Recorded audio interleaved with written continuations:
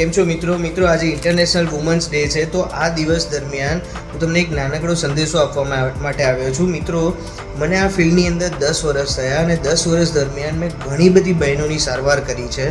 અને આમાં એક વસ્તુ મેં સામાન્ય જોઈ છે કે બહેનો એમના ઘરમાં દરેકનું ધ્યાન રાખે છે, એટલે કે સાસુ સસરાનું, પતિનું, એમના છોકરાઓનું, છોકરાના છોકરાઓનું, દરેકનું ધ્યાન રાખે છે, પણ તે પોતાનું ધ્યાન ક્યારેય નથી રાખી શકતી.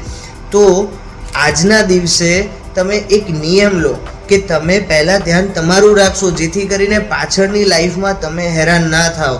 કારણ કે તમે સારું ખાતા નથી કેમ કે તમારા છોકરા ખાય, તમે એક્સરસાઇઝ નથી કરતા કારણ કે તમે ટાઈમ નથી તમારા શરીર માટે કાઢી શકતા, તમે યોગ્ય માત્રામાં પાણી નથી પીતા કારણ કે તમે ભૂલી જાઓ છો. તો મિત્રો, આ બધાની અંદર આ માયાજાળમાં જો તમે તમારું જ ધ્યાન નહીં રાખી શકો તો તમે સારી સોસાયટી કેમની બનાવી શકશો? તો પહેલું ધ્યાન તમારું રાખો, જેથી તમે સારી અને હેલ્ધી સોસાયટી બનાવી શકો. ધન્યવાદ.